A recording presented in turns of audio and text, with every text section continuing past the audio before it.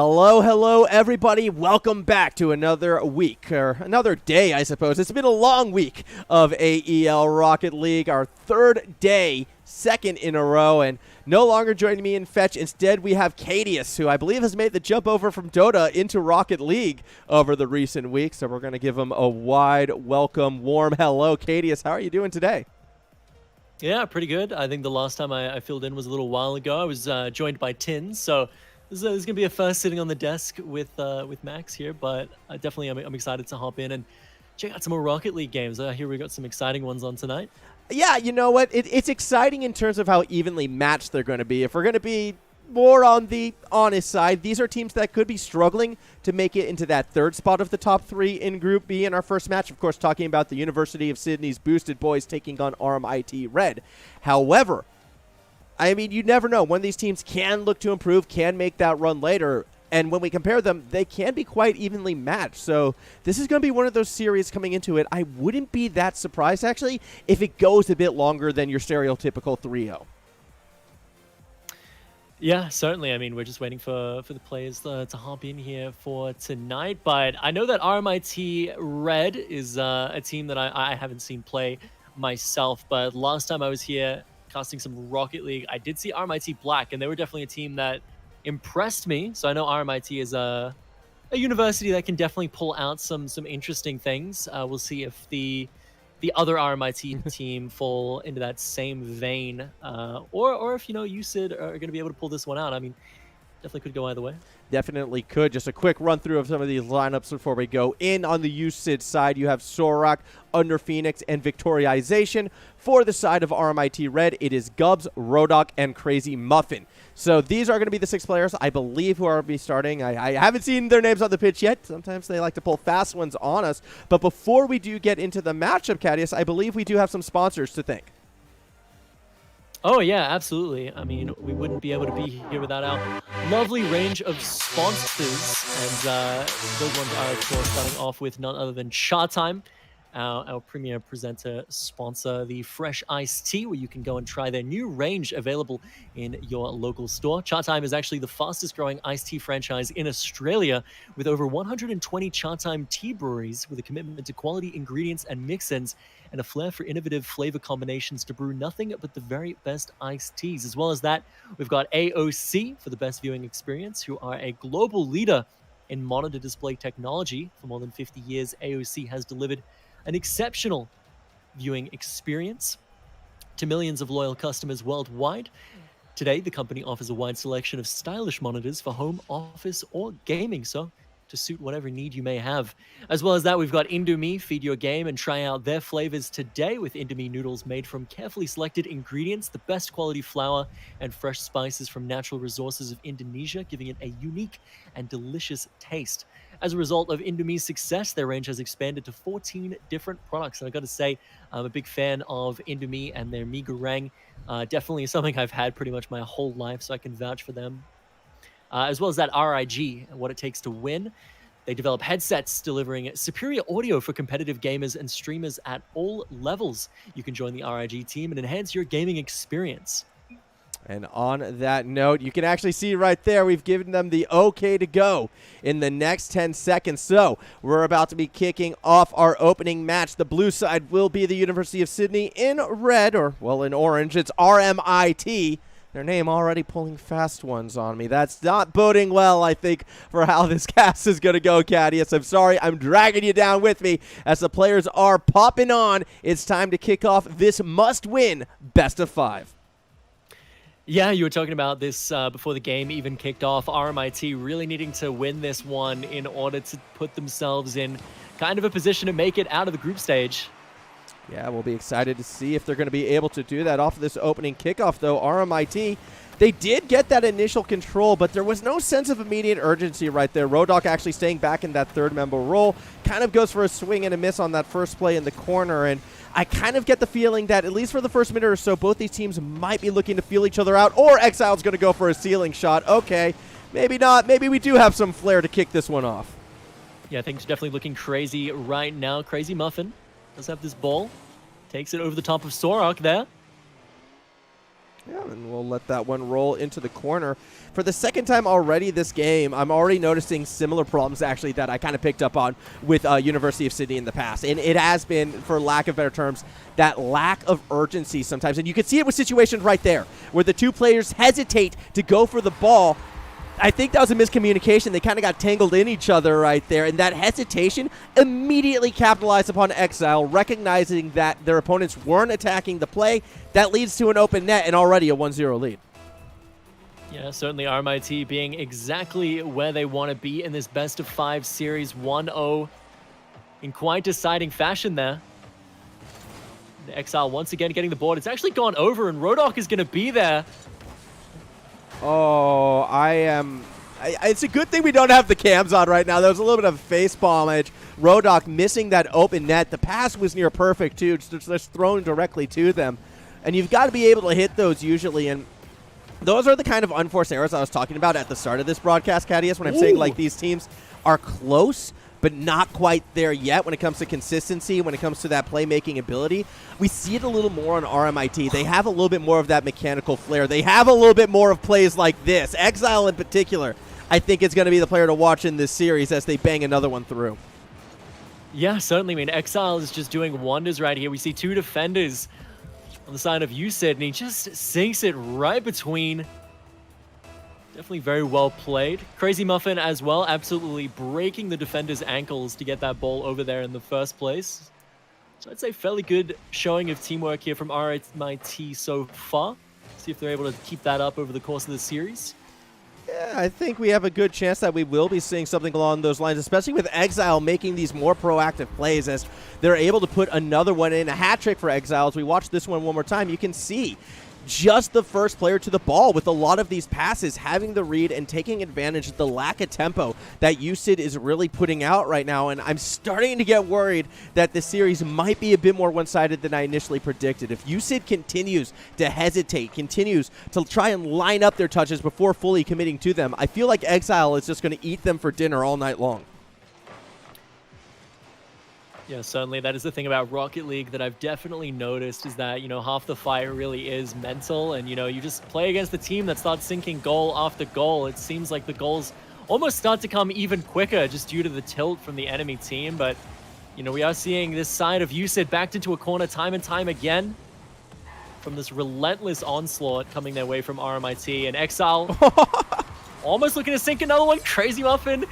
It was awkward, but he got there in the end. Yeah, that was really awkward because Crazy Muffin was actually the one who made the save right here, as you see, but is able to recover in time and put it through. Exile probably going to be a little annoyed at their teammate that, you know, stole the goal away at the end of the day, but RMIT is still going to be happy that they have this 4-0 lead. I think we don't have to wait too long. I'm very curious what's happening to this Sydney side defense right now because they're just not making contact with the ball. Case in point, Crazy Muffin able to put another one in. And it's because of two reasons. No horizontal game and no backboard defense. Everyone's just kind of clumping in the goal and then committing the first time they see it rolling out. And it's leading to a lot of open net situations. I'm very worried about this USID side right now. This game definitely not starting in any way, shape, or form the way they would have liked. Yeah, certainly not an Exile scoring from basically downfield right here. Gets it off the top. Exile, second touch of the match, and it's just going right in there, unfortunately. The defending side of USID not quite able to stop that one from going in. But 6-0 right now from RMIT. Gotta say, very dominant game one.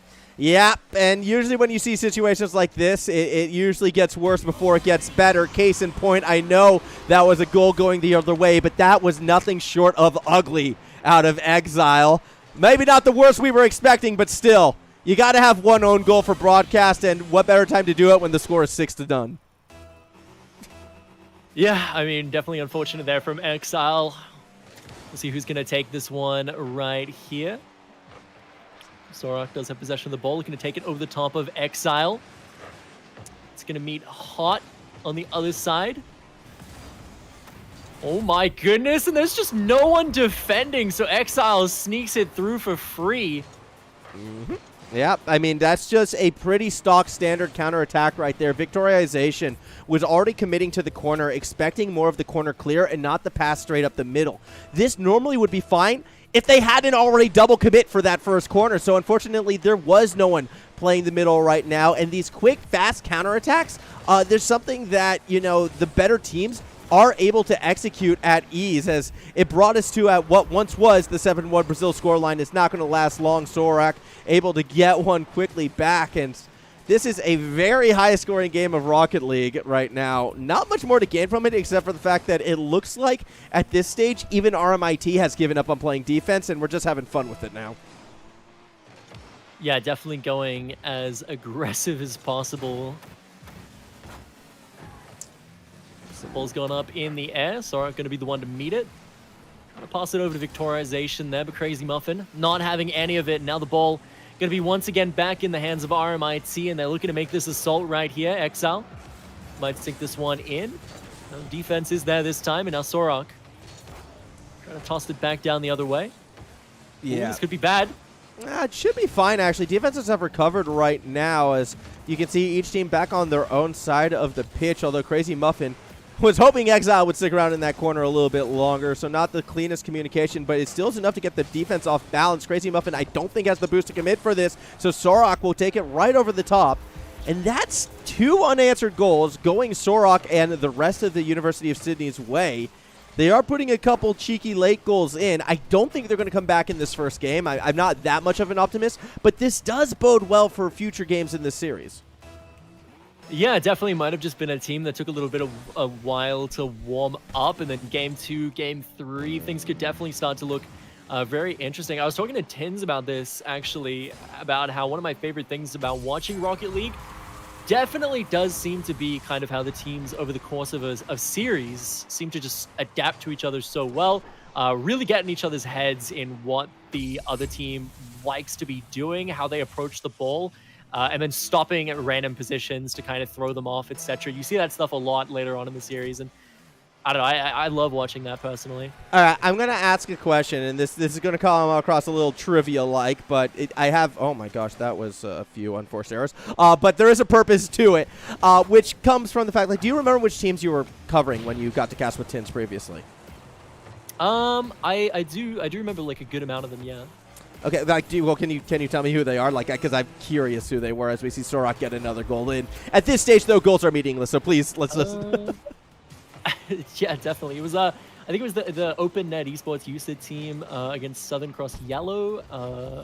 UniSA's beat Lethal against Nasi Goreng from MQ. There we go. I'm going to stop you right there. University against RMIT Black. I'm going to stop you with the beating Lethal versus Nasi Goreng, because when you're talking about teams and their ability to adjust and adapt to opponents, you're right. That is one of the best things of Rocket League, but it's also one of the most difficult, and it's something that you only typically see from the best of the best teams.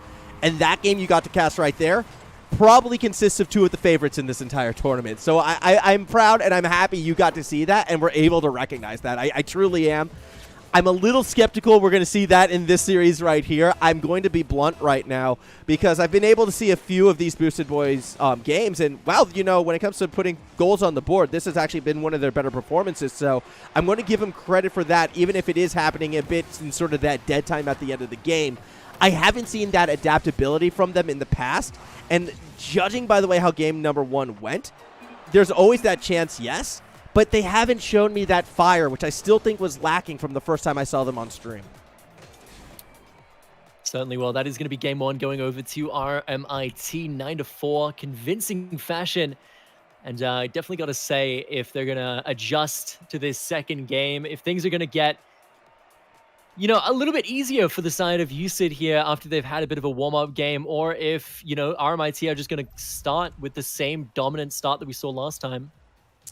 Yeah, well, I mean, that only gets settled on the pitch, realistically, so we're going to throw it right on back in there. It's time for game number 2 in this best of 5 as we kick this one off. Opening kickoff is going to be thrown straight over to Exile, who is probably the last player USID wants to see with possession of the ball. They don't quite get the second touch off the ground they were looking for, and that does lead to another awkward commit, a chance for a breakaway, and now we're seeing USID attack the ball. It doesn't result in a goal, but look how much more effective they were at even getting it to the backboard, and the pressure that Sorak creates, even when they miss it, still disrupting some of the clear attempts, making you know, that RMIT side work that little bit harder. Do I expect it to turn it around for them to win the game? No. Can it go even worse? Yeah, potentially. However, that is more the style of Rocket League that I think USID is going to have to adjust and adapt to. They almost had the goal as well, but unfortunately it turns into an open net miss. Yeah, victorization there, flubbing that one. They did a great job of getting that across the field, though. Sorok capitalizing off of a missed shot from RMIT off the backboard and then ended up taking it all the way. But nevertheless, both teams are just going to go back to fighting over possession here in the midfield. As we see Victorization just kind of doing a slow dribble and winning every single challenge to create as much space as possible. Only lasts for so long, though, as we see Exile again just put another touch right to that middle of the pitch, follows it up, steals the boost away, and those are the resources that are going to hurt the clear attempt right now. So Sorak has to make something magical happen, and does. Actually got the win against Exile, nearly took it to the house. If there had been a little bit more speed or had that boost not been stolen away, maybe that would have been a goal for the USID side. Yeah, Sorak there. Ooh, victorization hits that one over the top, but no one there, unfortunately, to sink it in. And now, again, both teams are just really kind of battling for possession back and forth here. Yeah, it's interesting right now. The reason why USID has been a bit more competitive in this game than in the past, they've just been winning more challenges. It's been a bit more even game with the 50-50s, so we have seen an increase of that more aggressive edge and a more of a willingness to sort of play with the ball past that midfield line. However, they're still only having one, sometimes two players do it. We haven't really seen the full team commit for these types of plays yet, so we'll see where we go from here. It's still a tense game for sure, but I also have that sort of undenying sense that USID, they still might not be in control of this game. It still feels like RMIT is playing with their food. Yeah, definitely. Well, I mean, 2 minutes and 30 seconds left in this game, and we're yet to see the ball hit the net. Only time will tell exactly how this game is going to go, but meanwhile, does look like we see RMIT setting up for an assault right here. Hot Fuzz does get the defense, looking to hit this one up. Crazy Muffin not quite able to get that one either. So we see Roderick as well. Rodok, I should say. Oh my gosh, it happened again, but Rodok was able to play that middle field. Exile going for a late reset. Doesn't quite get the touch they were looking for, and that's going to be a loss of pressure right now. A chance, perhaps, especially with the double commit from the defense. That leaves Exile alone on their own off that backboard. Still found the touch. Is going to have to try to follow Victorization's touch, but it was a delicate one. Got behind the first, but not the second defender. Crazy Muffin staying with the play. Rodok doesn't go for the aerial. Actually leaves it for Hot MF Heads.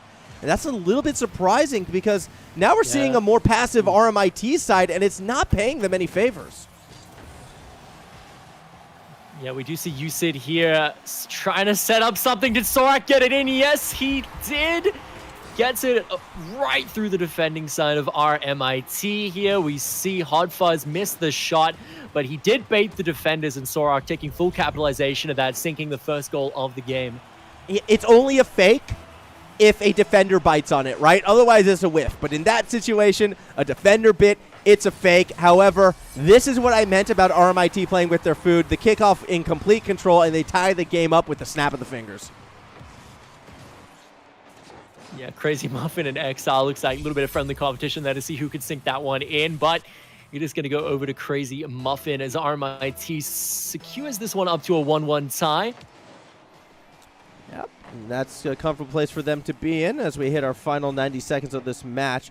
Possession currently on the blue side, but they go for a pitch clear, which is a little bit surprising. I would have liked that had they been cheating a player further forward. Instead, they just kind of pinched it right to their opponents, who a bit more of a slower, controlled approach means they're going to try and set up these offensive rotations. Defense does bite to the corner initially, but Rodok doesn't win the ensuing challenge. Victorialization actually gets a nice touch. Ball nearly finds that top left bin. Fortunately, Exile is there for the save.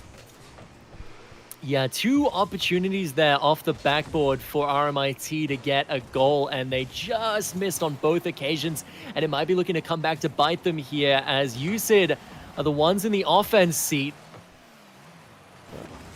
Well, they were, and then they let it go, and again, it's that more passive play. Victorialization actually has been a player I have been seeing get a bit more aggressive in there, and I kind of want the rest of UCID to almost follow suit right now.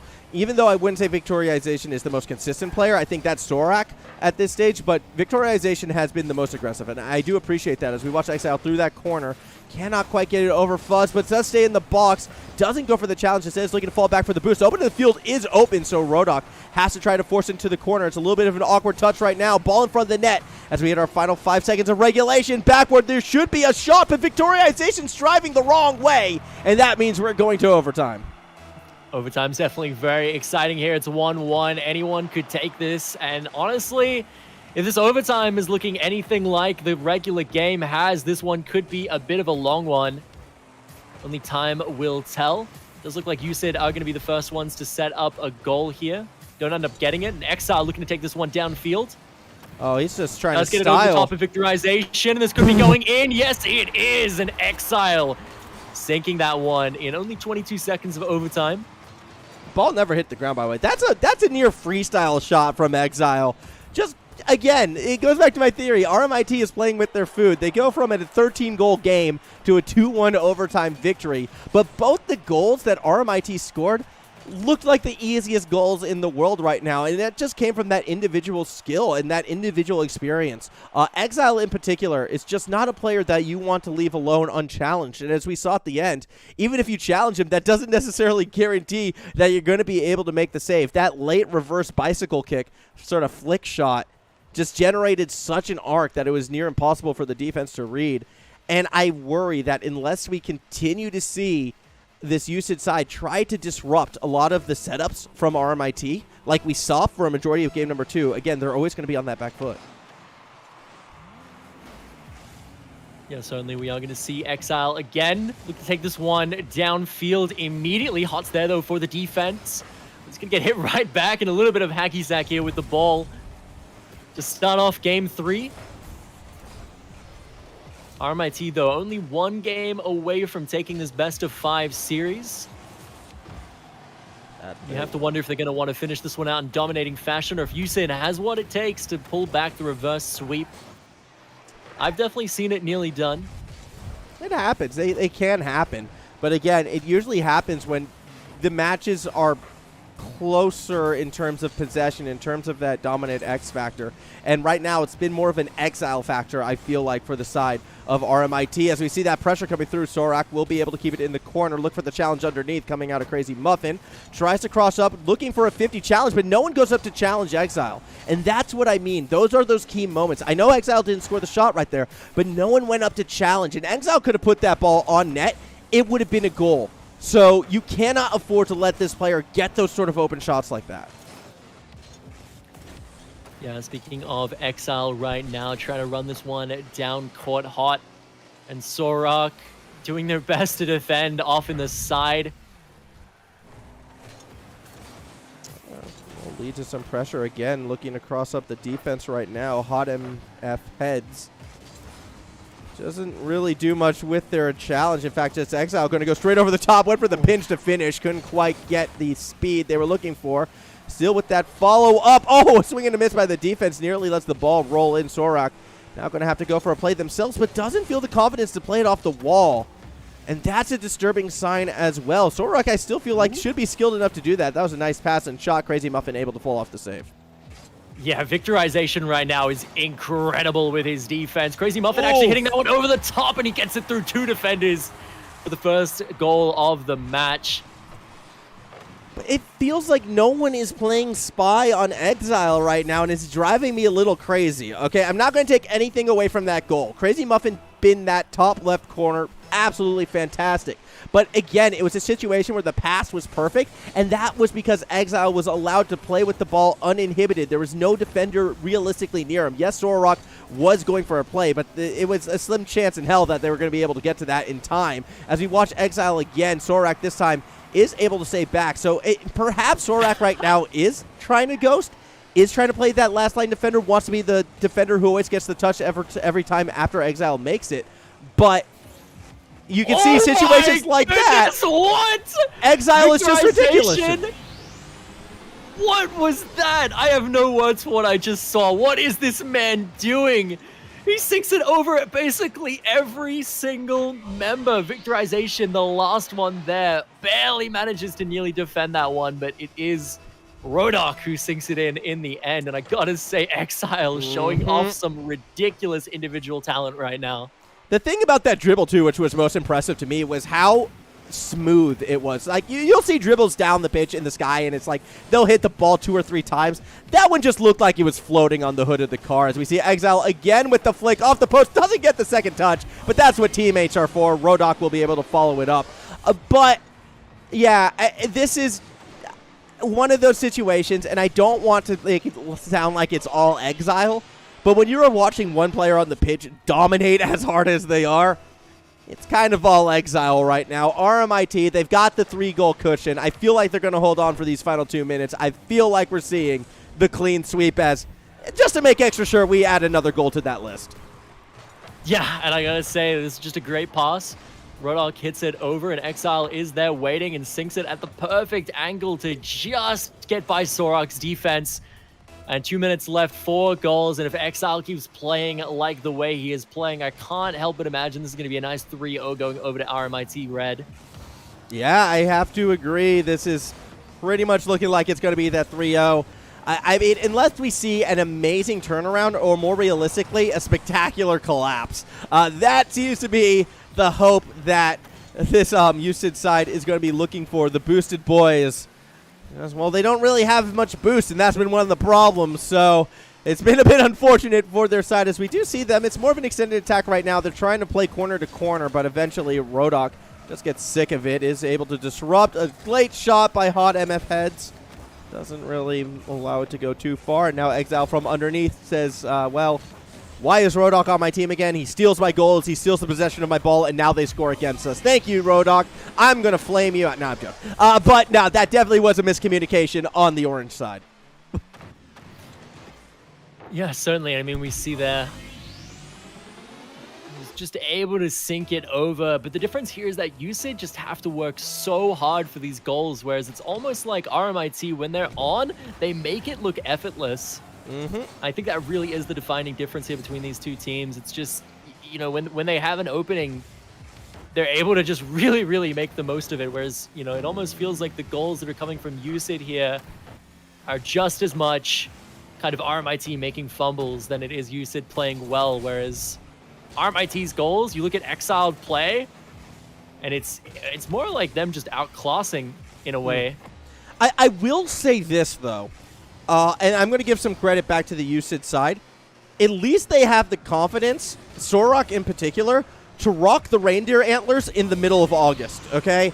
That will take you places. It might not take you to victory, but it'll take you places overall. As we watch another goal right here, Rodok's just going to be able to smash this one through. I do believe that's a hat trick for Rodok in this game, for what it's worth. A 5-1 lead, 4-goal cushion, less than 40 seconds remaining. I'm going to call it. That's going to be the dagger in this one. It will be RMIT Red advancing to 3-1 on the tournament. Again, this is a team, they could make that run. They could make some upsets. They could finish third in that group and advance to the playoffs. However, being in the group that they're in, it's a bit unfortunate we didn't really get to see them challenged, because it's still hard to really recognize where this team sort of slots in when compared to the larger threats of the series.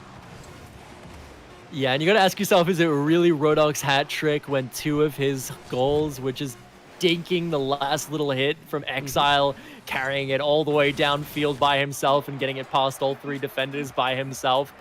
I don't know. Definitely an interesting hat trick, you could say. But definitely a very, very interesting performance from the side of RMIT Red. And I'm sure everybody else in the group is definitely paying attention to this game, seeing the potential that some of these players have. Yeah, I'd have to think so as well. Exile should be turning heads, and I imagine Exile is turning heads, because that dribble, if you want an example of car control, I mean, absolutely phenomenal. Personally, I was more of a fan of the dribble play that we saw earlier, where he does the little 180 and then does the bicycle kick through. That's a one's goal 9 out of 10 times, no matter who you're against. So that told me right there, this was a player that 100% is putting in the hard yards, putting in the practice, and I want to see more of this player, maybe outside of AEL as well. But That being said, series is done and dusted. Congratulations to RMIT. They're going to win this one 3-0, but that's not our only match for today, as we're going to be throwing it to a break. But when we come back, it's going to be UQU Purple taking on the UniSA B team. You're not going to want to miss this one. We'll be right back.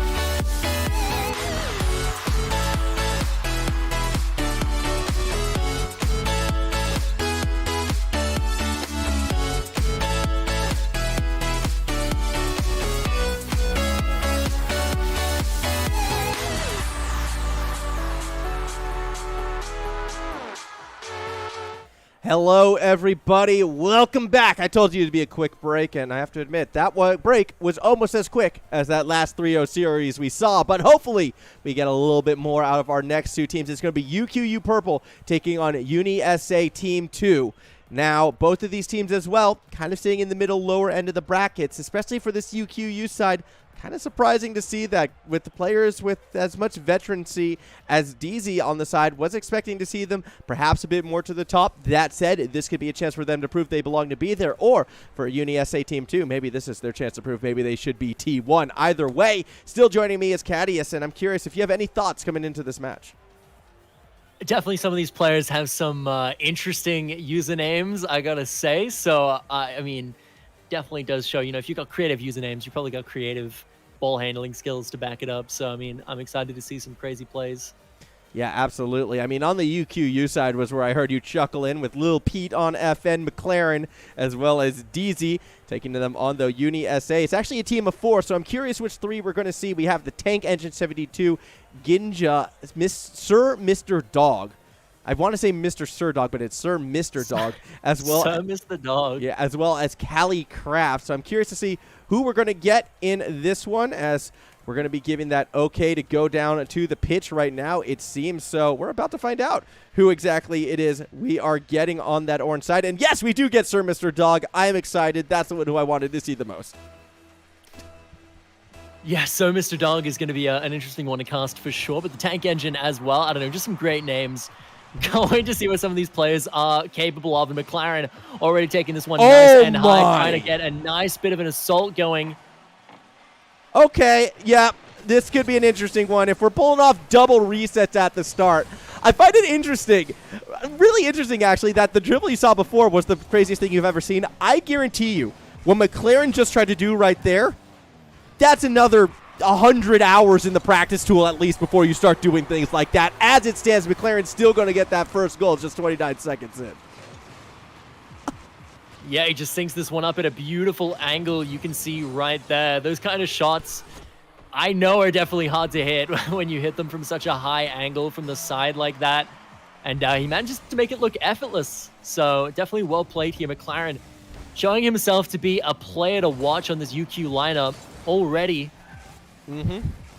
Yeah, I want to see if we get more resets out of him in the future, because I'd love to talk you through what he was trying to do right there, because that would have been one of the top highlights of the season thus far. So I'm hoping we get another situation for that. As it stands right now, it will be DZ instead clearing it to the other side of the pitch, where McLaren was waiting for it, not going to commit. Instead, it will be DZ. Was hoping the Take Engine would kind of flub that shot and put it underneath. Instead, it's going to be a clear attack that other way. McLaren is back, though, to make the read. And already I'm seeing from the UQ side, they're going for these solo plays. They're going for these long clears while they'll collect the ball in the boost in their own corner and look to create pressure with an individual effort, and then try and sort of suffocate their opponents off of that first challenge. The problem is we haven't actually seen too much of that first challenge afterwards. They haven't really been positioned for it. So it still, to me, looks like UQ is trying to find their way. However, I haven't seen much from this orange side of UniSA do anything to stop the game plan. UQU is going for nice pass in the middle. Didn't quite get the velocity off the pinch they were looking for. Yeah, certainly not, but McLaren going to be the first one to this ball once again. Standing up in the middle, but Calicraft with some great defense there. Going to keep that one away from the goal for as long as possible. Now both these teams just kind of, again, scrambling for control. Oh, this is another case of with one team playing with their food. And this is going to keep happening until we see UniNA actually look to challenge UQ across the middle. Although with those two whiffs, that almost turned into something. That was not intentional. Now Cali has a chance. It's a near own goal. But DZ is back behind to make the save. That could have been a disaster for the UQ side, and maybe we'll see him calm down a bit. I'm hoping that's the case, but I still think UQ is going to keep trying to go for these highlight plays until we see more of a mid-pitch challenge. Yeah, definitely was very close there to disaster, but McLaren. Well, I'm very interested in what I'm seeing right now out of this team. I'm not gonna lie. Yeah, it's okay. That shouldn't have worked, but it did. Fair enough. Kudos to you, UniSA. Teammates bumping each other into the ball.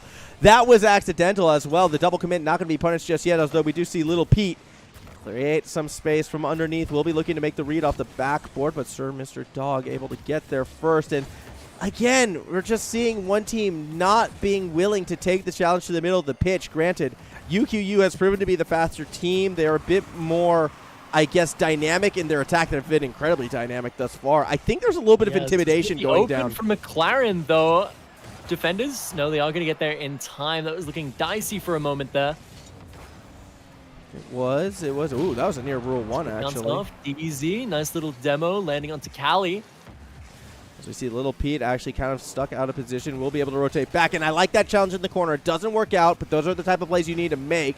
Pinch doesn't really go initially in favor of UQ, although that challenge got very close to finding the angle in. DZ looking to follow through. We'll just put one on target, looking for the top left bin, but couldn't quite find it. Another attempt right now as the ball's going to waterfall down. Little Pete unable to find that read, as we do see DZ continue to put the pressure through the corner. McLaren's the one, though, who I think we want to watch, as they don't have boost to make anything amazing happen. Goes for the backboard pass, but no one's there for the immediate shot. Final 40 seconds in UQ. They're playing defense by playing offense and really stopping UniSA from even touching the ball.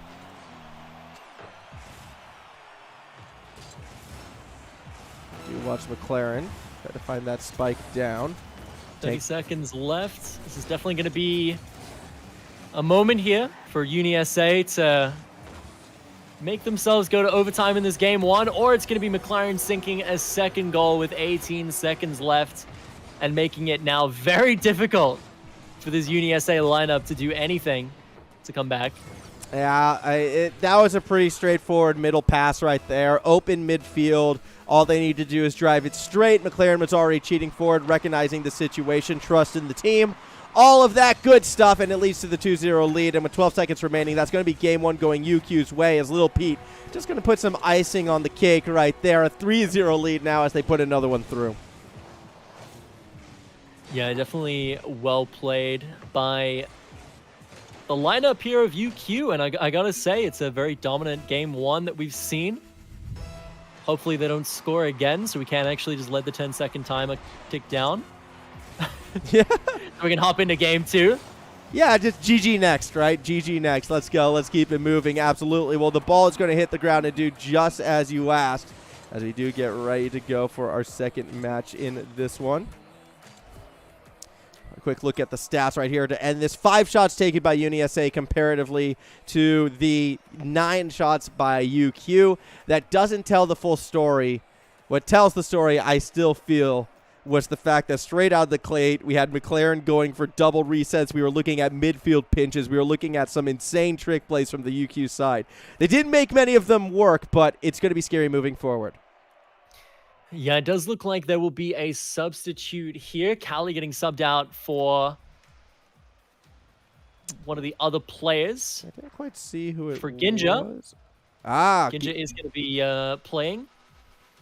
All right. So we'll see. You know, maybe this is exactly what they were after. Let's see. Let's see what Ginja has to offer off of this kickoff. Sir Mr. Dog looks to take it straight down the center, but McLaren was already waiting as we're looking for a 1-2-3. Not enough power from Little Pete, though, to get into that third pass. So instead, they'll go for a second touch, and DZ was there. Shot not quite accurate enough, but Little Pete's still going to get that waterfall down and gets underneath. 1-0 lead for UQ. Yeah, definitely a nice shot from Lil Pete there. But, I mean, if we watch, so Mr. Dog just a little bit out of position to defend that one properly. It's going to allow Lil Pete to sink that one through, and definitely another dominating start for the side of UQ. Yeah, they're off to another quick one right now. And the reason why that shot worked out, too, was the lack of backboard defense. Waterfall setups are something that were very popular a couple years ago, and then they've kind of fallen out of favor as teams learn to read and sort of defend along that backboard at a bit higher level. But as you pointed out right there, Sir Mr. Dog had cheated a bit too far forward in the box, so realistically, that left the entire top of the backboard where that very crucial arc is to find that waterfall down completely open, and Little Pete was just able to sneak right behind. And this is something that you won't see a high success rate in the highest of high-level play, but in situations like this, completely a adequate strategy. It pays off, and Unfortunately, right now, we just don't have the backboard defense, apparently, on that orange side.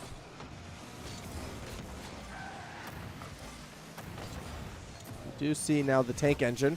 Going to go for a challenge across the middle of the field. We'll just sort of let that one roll. Ginja at the moment now have an opening. The sub has a chance, but can't quite get to the ball first. No, definitely not. Now Lil Pete going to be the one on the attack. So Mr. Dog and Tank Engine there for the defense. But McLaren going to take possession back into the hands of UQ once again and sink it right down the middle off the backboard. Very nice play. And that is going to be a clean second goal for the side of UQ, putting themselves once again nice and ahead in this best of 5. And do you want to know something that concerns me? How similar did that goal look to the first one? Yeah, definitely. It was these players, I mean, you know, they're identifying the weaknesses in the enemy team, and they're capitalizing off of it. It was the same. It was the same setup. It was the literal exact same setup. Just find that arch above, drop the ball straight down in front of the net, and then attack the ball first. If the crazy thing about that one is there was 2 defenders that time sitting in no man's land, but neither of them were defending that backboard.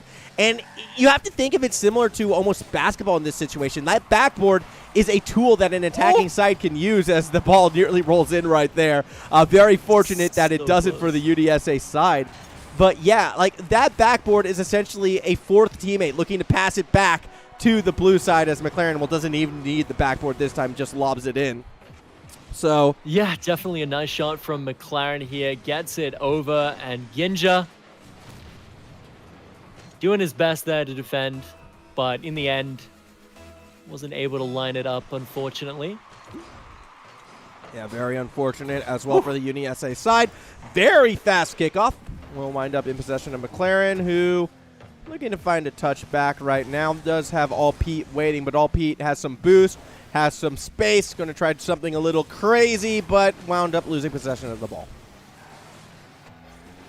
Yeah, and I mean, there was a substitute here, right? 4 players playing on the side of this UniSA lineup. Ginja being the substitute in game 2, taking out Cali, and you know, they were hoping that that was going to fix kind of the holes in their plan here, but nevertheless, you know, the same tried and true 3-man lineup here from UQ is just dismantling things. Yeah, that they are. Dominating fashion. As you do see Ginja actually put a lobber on, but McLaren will be able to play off that backboard. Let's see what Little Pete's able to do. It's a bit of a swing and a bit of a miss. Now McLaren following it up. We'll keep that possession held nice and snug now against that orange side. Actually, a good little gap find by Ginja and the demo from the tank engine. This is the best attack we've seen, and it nearly results in a goal, but it looked like the teammate got in the way. That was not a save. That was an attacker that got behind the ball, and a small disaster for UniSA. Yeah, certainly. And now Ginja, I mean, mostly we've seen Ginja kind of just sitting in the defense, sitting in the net, just playing completely passively. But it does seem to be paying off as he's been saving the ball quite a few times. But now, once again, this is going to be a time for UniSA to maybe get themselves back into this game, or is it going to be UQ once again taking possession of the ball? Lil Pete. Lil Pete is just taking this one all the way around the place right now. Yeah, that Little Pete was, and Little Pete was turning it into a setup for McLaren and DZ. Whoa! That was a bit of a whiff from DZ right there. Had the UniSA been a little bit faster, that could have been the breakaway shot. Kind of surprised by that one as McLaren also whiffs it. Sir Mr. Dog in McLaren's zone, but couldn't quite make it happen. So we are seeing brief moments of hope as Sir Mr. Dog, no way that gets pushed out. That is heartbreaking. Sir Mr. Dog pixels away from getting on the board, and with that, game 2 is going to go in favor of UQU. Yeah, and just to add insult to injury as well, McLaren going to score that one up, but you were absolutely right. That was maybe a pixel away from registering as a goal, and it just doesn't end up going in. I mean, it does happen, definitely does happen, but it's always heartbreaking to see. Yeah, and it would have been nice. It would have been a small victory for UniSA to get one in. As it stands, they're not winning this second game. We're going to be going to game 3 right now with a massive advantage to the UQU purple side. ball will hit the ground as soon as McLaren allows it. Doesn't really have the boost, so should be hitting soon. Actually, hold up, nearly actually goes into the net. That could have been fun. Ball does hit the corner, stays alive momentarily, but from the skies right now, it should fall down. Oh my gosh, DZ had the exact same idea as McLaren there. Either way, 2-0 lead right now in favor of the UQ side. Yeah, definitely very well played by these teams for sure. We can see McLaren 3 goals there, looking nice and shiny. Very, very well played. But the important thing, I think, to me, though, to take away from all that, again, not just the shot advantage, but just the shot percentage as they're putting through, is UniSA, yeah, 4 players on the pitch right now. That's not allowed. So we'll see what happens there. Okay. Subbing one out. Yeah. Player just jumped off and now back in and back out again. All right. Look, we're starting off. There was 3 players on when we said go, so I'm going to allow that Doing the hokey pokey, I suppose. Yeah, that's always a little spooky when we see situations like that, but it's all good. I mean, even with 4 members, with the way how UQ's been playing, I'm not sure that they're going to be able to bring this one back. Ooh, Genja looking to hit this one down off the backboard. There's no one there, though, to sink it in. And that is going to be McLaren sending this one back down to midfield. McLaren was right there at the moment. Defenders getting clumped up actually in the goal right now. So, yeah, Lil Pete again just going to take to the skies and look to drop it underneath. Couldn't quite corral that ball the way they were initially looking for. Now we have a chance for McLaren shot. Push wide to the right. As we do see Little Pete now off that backboard. DZ with a chance as well. Going to play off that backboard. As eventually we do see Ginja clear it towards the middle. Still 4 minutes left on the clock. And for the first time, we're not seeing UQ running away with it right away. They had to wait a little bit first. 55 seconds and the first goal is scored. Yeah, that is going to be DZ with a great little shot here. Comes up and just dinks it nicely. Unfortunately, Ginja there. Ginja was playing so patient with the defense, just playing completely on that back foot. But, you know, it was at the cost of nothing as he unfortunately still wasn't able to grab that one. And that was nearly UniSA actually grabbing a goal right at the start, but just barely went a little to the left. I'm disappointed. I'm going to straight up say it. I'm disappointed in UQU. I'm not disappointed in UniSA. They're giving it their all right now. But I'm disappointed in UQU. And most importantly, I'm disappointed at this player right here, McLaren. They teased me so hard with that opening kickoff. And I have been waiting for the double reset to even be attempted again. Even a single reset to be attempted again. And they haven't done it once. They've been playing solid Rocket League. They've been playing consistent, you know, staying behind the ball, putting shots on target as Little Pete is going to put another one through for the UQU side. You can't tease me with a double reset and never attempt it again. I'm not happy. Not happy. But yes, no, UQU, they're out in front right now, 2-0, another goal, just adding to the lead. Yeah, I'm definitely excited to see this move that you keep talking about. He's not doing it. Again. He's not gonna do it. He's gonna like just tease and never try it again, because like it is a low percentage shot. Essentially, if for it to happen, I'll explain the setup, right? If you see McLaren get boost like this, get behind the ball like this, and then, well, get more underneath the ball and not shoot in front of it, maybe we'll see it. But no, you can't find yourself in front of the ball. When that happens, the play is ruined. DZ, with a chance, puts it a little bit too high. Yeah, now Somus the dog looking to take this one downfield. Stay up high with it, actually. We're going pretty back and forth at a rather rapid rate. Now we see Little Pete open net, and it's just going to slow dribble this one in. Got the pinch off the top crossbar, and well, there you go. 3-0. I think Little Pete was trying to either make that as fast or as slow a goal as possible by kind of topping it up there. In the end, it was on the slower side, 29 kilometers per hour. Still a 3-0 lead, and UQ still in control of this series.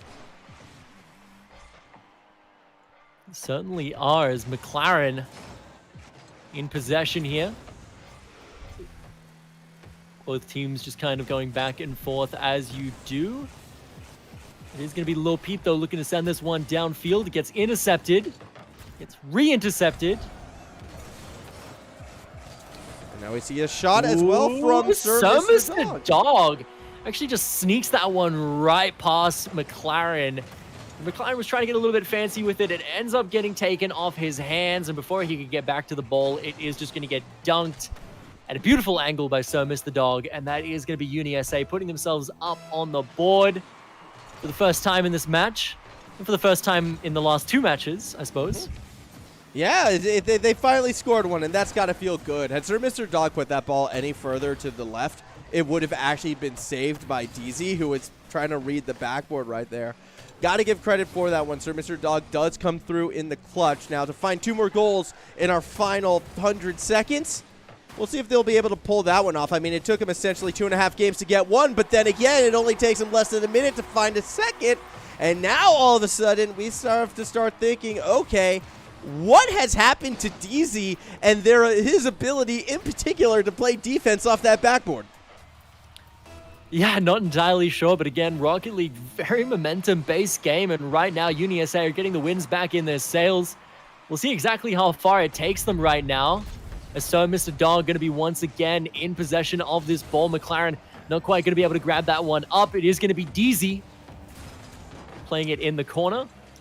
Thomas the Tank Engine hitting that one down towards mid.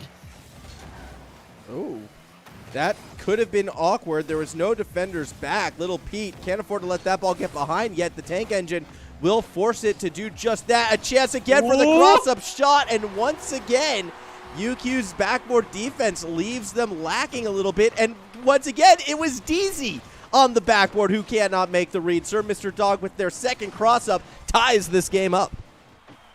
Yeah, So Mr. Dog right now playing incredibly well, and that's not to say the Tank Engine isn't also playing well. That beautiful pass out of the corner that has set up that shot. And I gotta hope that, you know, UniSA, maybe the gears really have gone into transmission as they're getting this one nice and fired up. 3-3, come back from a 3-0 deficit. With only 45 seconds left, you could wonder that maybe this one's going to be sent to overtime, maybe even to a 3-4 if they're able to keep going at this rate. Yeah, I think... I still feel like UQ is probably going to take this game, and I still wouldn't be surprised if they get it in regulation. Yet moments when we saw them triple commit, like just before, does have me nervous. McLaren going for a double touch off the ground. That said, Little Pete will follow it up, and it's now a 4-3 lead. UQ get themselves back out in front in the final half minute of this game. Yeah, 24 seconds left. This is definitely going to be a stressful one for UniSA. Quite literally 24 seconds before they are eliminated in this best-of-5 series. So they definitely have to play very hyper-aggressive here, and a little bit too hyper-aggressive, I suppose, as the Tank Engine going to get hit by a nice little demo there. So Mr. Dog barely whiffing that one wide to the left. You got to be hitting yourself in that situation. Yeah, I feel like that was the goal that they needed the most. Instead, ball now stuck on the UniSA side. Demos coming through. Do they have the 0-seconder in them? DZ's actually going to put it off the other backboard. McLaren almost gets a goal the other way. Still going to be the same final result. UQ takes the series 3-0. Yeah, I mean, it was just a great game here from the side of, you know, UQ for sure. McLaren playing incredibly well over the course of the series. And Lil Pete, he definitely was the star in that final game. 3 goals to his name, but the momentum that McLaren really brought in those first couple of matches was incredible. But GG's overall.